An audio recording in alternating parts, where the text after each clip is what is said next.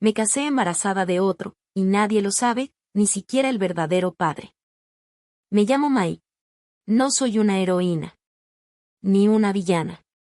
Soy una mujer que, como tantas otras, se encontró atrapada entre lo que deseaba y lo que era correcto, entre la pasión que quema y la estabilidad que abriga. Siempre pensé que mi vida sería ordenada, que todo lo tendría claro y planificado: trabajo, pareja, familia, estabilidad. Pero el amor, o lo que uno cree que es amor, llega disfrazado, y a veces en el peor momento, en el peor lugar, y de la peor persona. Soy hija de una familia común. Padres trabajadores, con más sentido práctico que emocional. Aprendí a hacerme fuerte pronto. Desde adolescente, me gustaba tomar decisiones por mi cuenta. No me gustaba rendir cuentas, ni que me cuestionaran mis elecciones.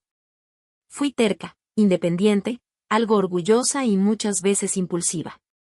Esas características me dieron fuerza para levantarme de muchas caídas, pero también me empujaron a cometer errores de los que me costó años perdonarme. Estudié publicidad, y mientras todos mis compañeros soñaban con grandes agencias, yo soñaba con tener algo propio. A los 24 años ya estaba trabajando de forma freelance, administrando redes de marcas pequeñas, haciendo campañas de identidad para emprendedores, viviendo en un departamento alquilado con paredes finas. Muchas plantas, y un gato que adoptó más a mí que yo a él. Era mi pequeño mundo. Caótico, pero mío. Nunca fui de relaciones largas.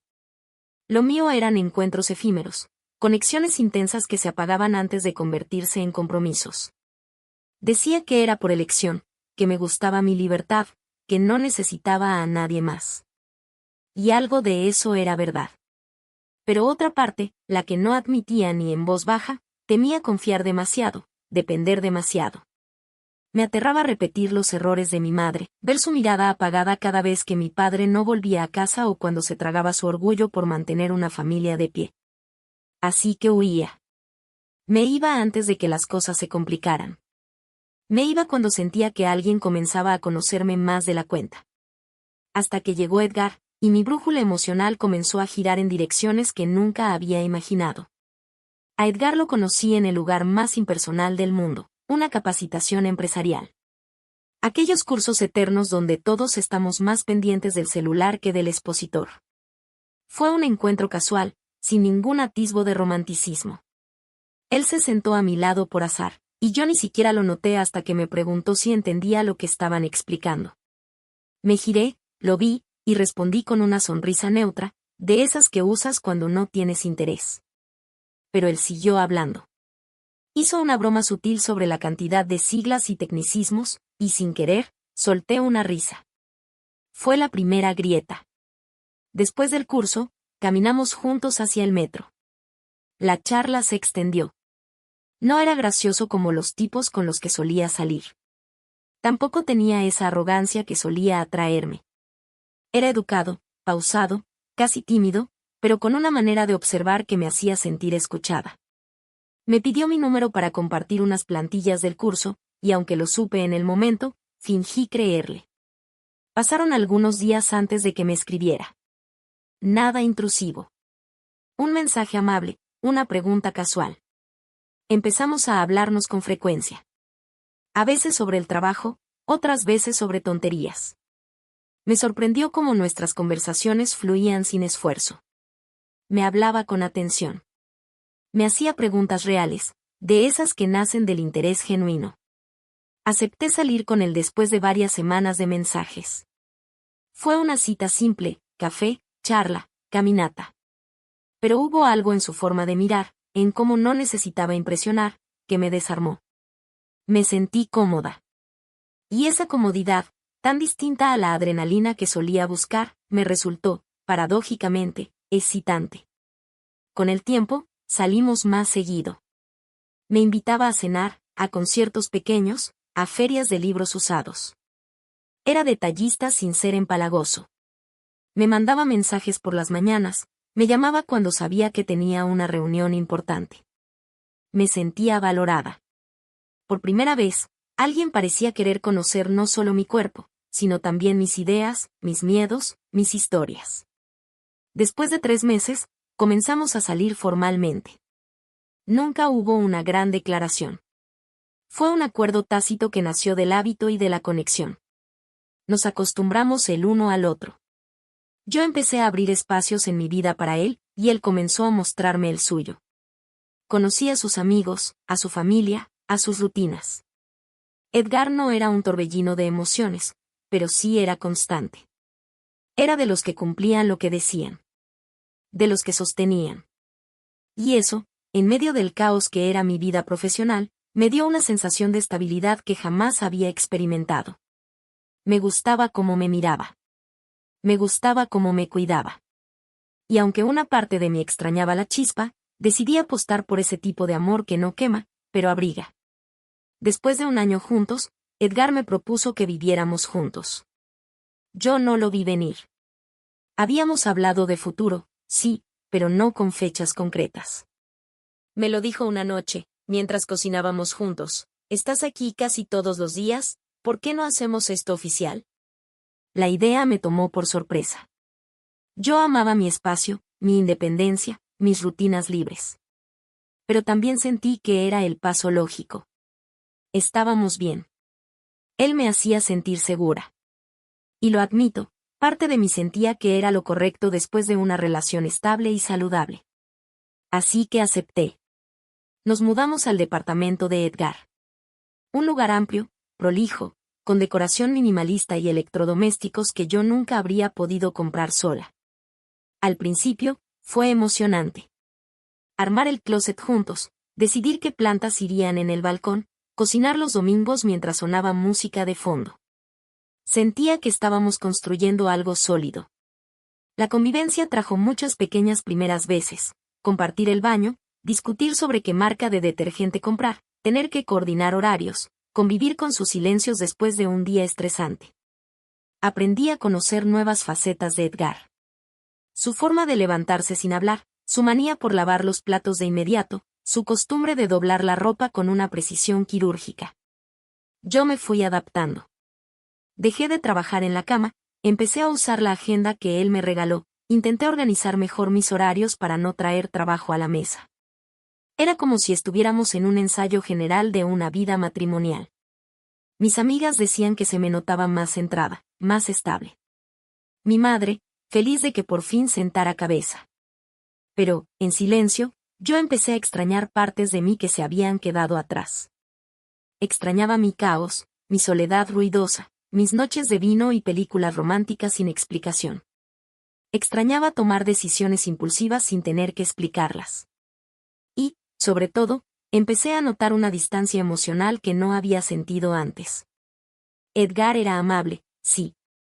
Pero también era rutinario, predecible, un hombre correcto hasta el exceso.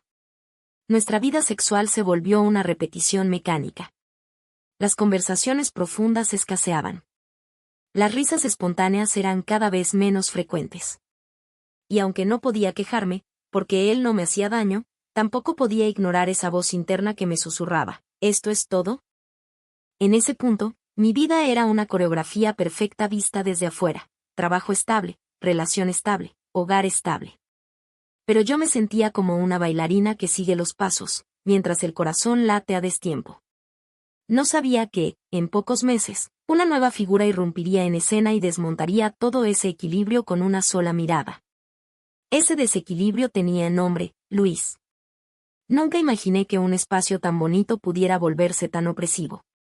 Cada rincón del departamento, que al principio me parecía funcional y armonioso, comenzó a sentirse frío, como si no tuviera permiso de ser yo.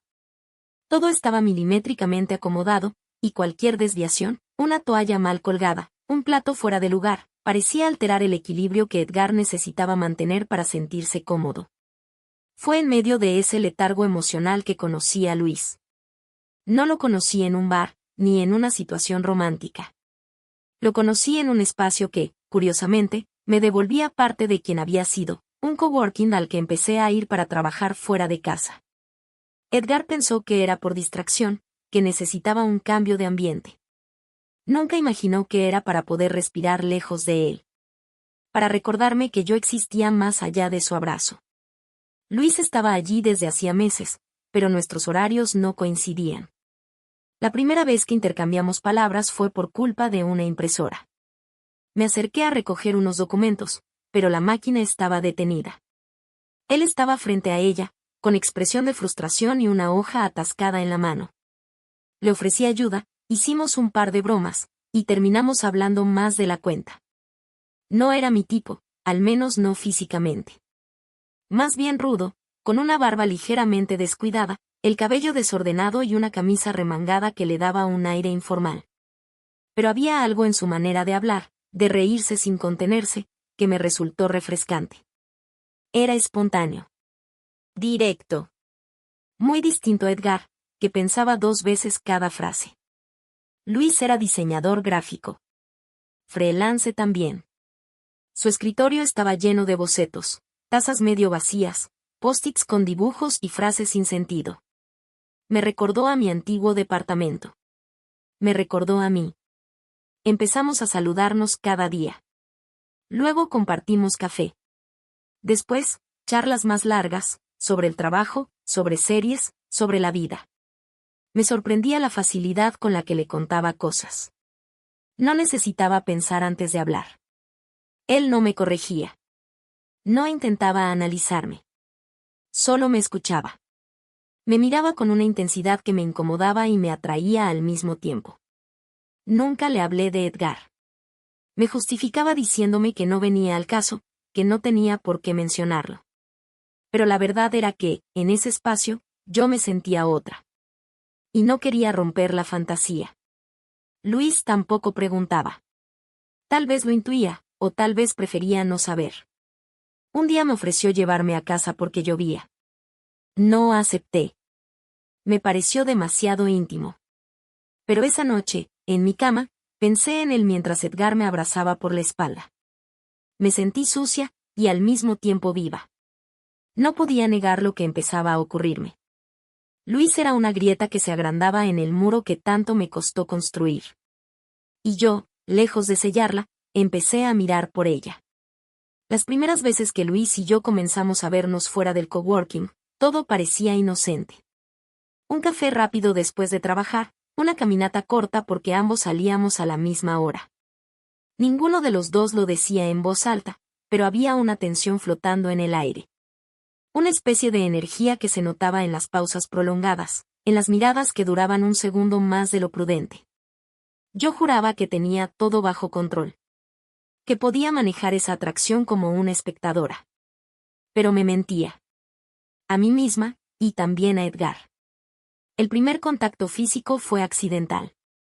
Un roce de manos cuando él me pasó su celular para mostrarme algo. Pero ninguno de los dos apartó la mano de inmediato. Fue un segundo. Nada más.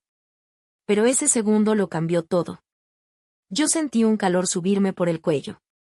Él me miró como si hubiese esperado que eso pasara. Después de eso, los silencios se volvieron más cargados. Las despedidas, más lentas. La primera vez que me besó fue en un callejón a media tarde, después de uno de esos cafés que pretendían ser amistosos. No hubo palabras previas. Solo me tomó del brazo cuando íbamos saliendo y me atrajo hacia él. Yo no me resistí. No porque lo hubiese decidido, sino porque mi cuerpo ya lo había hecho por mí. El beso fue desesperado, torpe al principio, pero luego profundo, con un hambre que no había sentido en años. Me alejé enseguida. Murmuré algo incoherente y me fui. Caminé 10 cuadras sola, en silencio, con los labios aún húmedos y el corazón golpeándome las costillas. Esa noche, evité a Edgar. Fingí un dolor de cabeza. Me acosté temprano. Pero mi mente estaba con Luis. No solo por el beso, sino por lo que despertó en mí. Los encuentros siguientes se multiplicaron. Luis no me pedía explicaciones. No me exigía nada. Y eso era lo más peligroso, me dejaba decidir. Yo era la que volvía. Yo era la que escribía. La que lo buscaba. La que cruzaba la línea cada vez con más osadía. Hasta que un día, no me fui. Era tarde, habíamos trabajado codo a codo en una presentación suya, y me ofreció quedarme un rato más. Ya había dejado de fingir que dudaba. Lo deseaba. Y él también lo sabía. Nos besamos sin pausa. Me senté sobre él en su sillón de oficina, con la camisa desabotonada y sus manos recorriéndome como si me hubiera esperado toda la vida. No hablamos. No hicimos pausas. No nos detuvimos. Fue torbellino, fue piel, fue olvido. Fue el tipo de sexo que no puede llamarse solo sexo, porque viene acompañado de una descarga emocional brutal.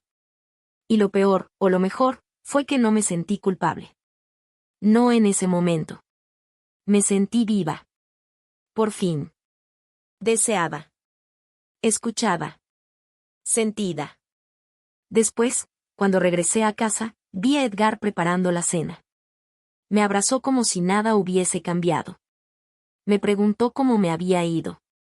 Yo mentí con facilidad. Me duché. Me acosté. Y en el silencio de la madrugada, mientras él dormía abrazado a mí, puse una mano sobre mi vientre y sentí algo distinto. Un temor. Un presentimiento. Nunca fui del todo cuidadosa. Con Edgar, usábamos protección. Con Luis, las veces fueron pocas, pero intensas, y entre todo ese desenfreno, nadie pensó en precauciones. Todavía no lo sabía. Pero ese fue el comienzo del secreto que arrastraría el resto de mi vida. El atraso no me alarmó de inmediato. Ya había ocurrido otras veces, estrés, cambios hormonales, falta de sueño, pero algo en mí sabía que esta vez era distinto. Era una intuición silenciosa, como una brisa helada que se cuela por debajo de la puerta, la sientes aunque no la veas. Una mañana, mientras me maquillaba para salir al coworking, vi mi reflejo en el espejo y noté un leve cambio. No era físico. Era una luz distinta en mis ojos. Un cansancio que no podía disimular con corrector. Una sensibilidad en los pechos que dolía apenas me rozaba el sujetador. Y esa sensación constante de que algo estaba cambiando dentro de mí, literalmente. Fui a la farmacia casi en secreto. Compré una prueba de embarazo junto con un paquete de algodones y unas toallitas, como si eso disfrazara el verdadero motivo de mi compra. Cuando llegué a casa, esperé a que Edgar se fuera al gimnasio. Me encerré en el baño con las manos temblando y la respiración contenida. 2 líneas. Claras.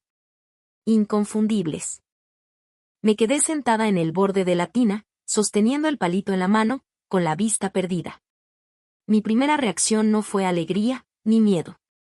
Fue una especie de silencio absoluto, como si el mundo entero se hubiese puesto en pausa. Y en ese silencio, apareció una única imagen, la de Luis, encima de mí, jadeando mi nombre. Sin protección. Sin medida. No supe cuánto tiempo pasó. Lloré, sí. Pero sin escándalo. Lágrimas sordas. Lágrimas de mujer rota.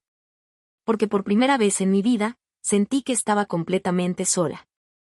Tenía un esposo que me amaba, que soñaba con formar una familia conmigo. Tenía un amante que me había hecho sentir viva, deseada. Y ahora, tenía un hijo dentro de mí y no podía asegurar de quién era. Pero no necesitaba una prueba de ADN. En el fondo, lo sabía. No me cuidé con Luis. No fue una vez. Fueron varias. Sin pausa. Sin filtro. Sin miedo. Con Edgar, usábamos condón, siempre. Por rutina, por precaución, por costumbre. Las cuentas no mentían. Mi cuerpo no mentía. Ese hijo no era de Edgar. Y yo, no iba a decirlo. No sé en qué momento tomé esa decisión, pero lo hice como si me la hubiese tatuado en los huesos. No iba a arruinarle la vida. No iba a confesarle a Luis que me había embarazado. No iba a destruir lo que ya estaba hecho. Me casaría con Edgar. Criaría a ese hijo como suyo. Me tragaría la culpa. Me tragaría la mentira. Porque era mejor vivir con un secreto, que vivir con las ruinas de 2 hombres destruidos.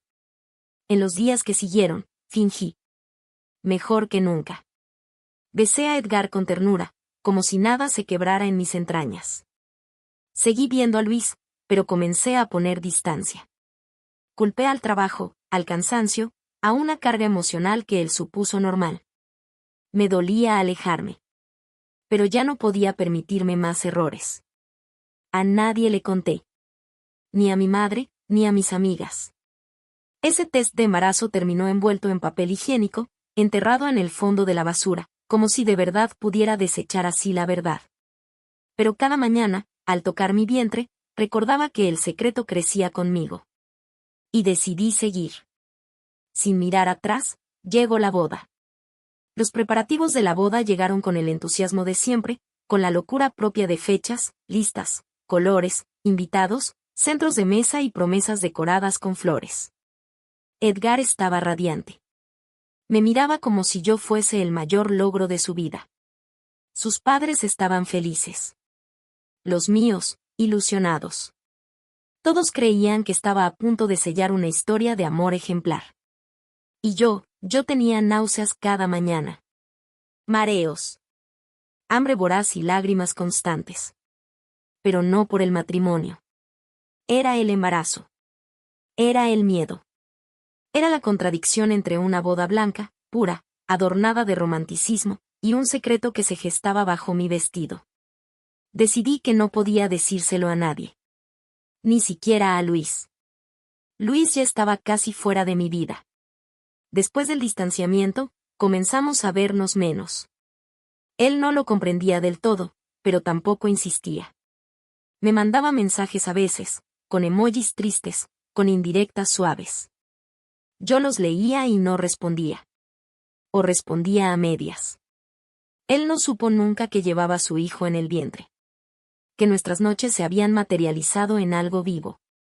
Lo asumió como una aventura más. Algo que se terminó sin explicación. Tal vez fue mejor así. El día de la boda, me miré en el espejo vestida de blanco. De blanco impoluto, de blanco mentiroso. Mi rostro se veía pálido, mis ojos húmedos. Pero nadie lo notó. Todos pensaron que eran los nervios típicos de una novia. Me tomaron fotos, me peinaron con flores, me dijeron que era hermosa. Y yo asentía, con una sonrisa que aprendí a ensayar. Cuando caminé hacia el altar, sentí que el corazón se me partía en dos. Edgar me esperaba con los ojos brillantes. Nunca lo había visto así. Era todo lo que una mujer podría soñar: amor, respeto, ilusión. Y yo, la mujer embarazada de otro, caminé hacia él con paso firme, disimulando las náuseas, el vértigo, el duelo de lo que había perdido de mí misma. Nos dimos el sí. Juré fidelidad. Juré amor eterno. Juré cuidar de él en la salud y en la enfermedad. Cada palabra fue una estocada. Pero también una decisión. Al final del día, ya casados, Edgar y yo bailamos nuestro primer vals. Me besó la frente. Me susurró que era el mejor día de su vida. Y yo lo abracé con fuerza. No por amor. Sino por gratitud. Por pena. Por culpa. Esa noche, ya en la habitación del hotel, fingí estar cansada. Evité que me desvistiera por completo. Acaricié su rostro, lo besé despacio, lo llevé al sueño sin necesidad de tocar más. Y mientras dormía, yo me senté junto a la ventana, con las luces de la ciudad a lo lejos y una mano sobre mi vientre. Sentí una punzada leve, como si el bebé supiera que algo no iba bien. Como si también él se diera cuenta de que su madre había traicionado a todos, incluso a sí misma. Y así comenzó mi matrimonio. Con un hijo en camino. Con un secreto encerrado bajo la piel. Con la certeza de que, aunque todos vieran una familia perfecta, yo sabía la verdad: ese bebé no era de Edgar, y nadie lo sabría jamás. Pasaron varios meses desde la boda y, aunque yo intentaba mantener las apariencias, ya no podía seguir ocultando los síntomas. Edgar no era ingenuo.